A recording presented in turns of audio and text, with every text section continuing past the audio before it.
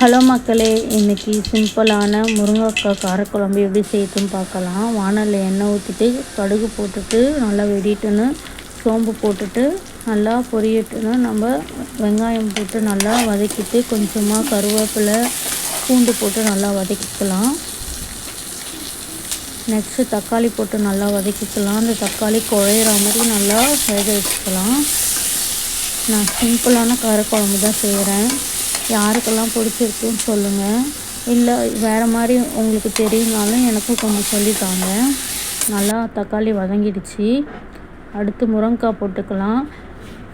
ஒரு சிலர்லாம் முருங்கைக்காய் காரக்குழம்பு வச்சுட்டு கொதிக்கிறப்போ முருங்கைக்காய் ஆட் பண்ணுவாங்க. அது எனக்கு பிடிக்காது. நான் வதக்கிறப்பே முருங்கைக்காய் போட்டு நல்லா வதக்கிட்டு தான் நான் செய்வேன். அப்போ தான் நல்லா வெந்திருக்கும்.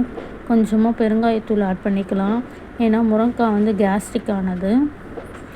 தேவையான அளவு தண்ணி ஊற்றிக்கலாம்.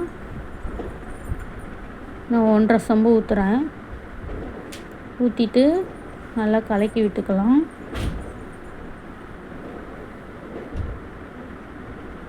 இப்போ நம்ம மிளகாத்தூள் ஆட் பண்ணிக்கலாம். நான் எனக்கு தேவையான அளவு மிளகாத்தூள் ஆட் பண்ணிக்கிறேன். உங்களுக்கு காரமாக வேணும்னா நீங்கள் அதிகமாக போட்டுக்கோங்க. அதை 4 ஸ்பூன் போட்டிருக்கேன். தேவையான அளவு உப்பு போட்டு நல்லா கலந்து விட்டுக்கலாம்.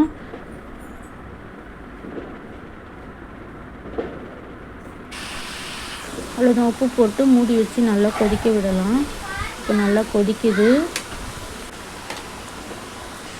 இது நல்லா கொதிக்கிறப்ப மேலே கொஞ்சமாக அப்படியே எண்ணெய் பிரிஞ்சு வரும். அப்போ முருங்கைக்காய் வெந்துச்சான்னு பார்த்துட்டு நம்ம கொஞ்சமாக புளி ஊற வச்சு கரைச்சி ஊற்றிக்கலாம். இப்போ நல்லா கொதிக்க விடணும், புளி வாசனைலாம் போகிறதுக்கு.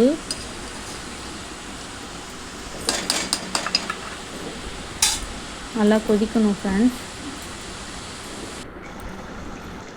குழம்பு நல்லா கொதித்து கெட்டியானதும் கொத்தமல்லி தூவி இறக்கிக்கலாம்.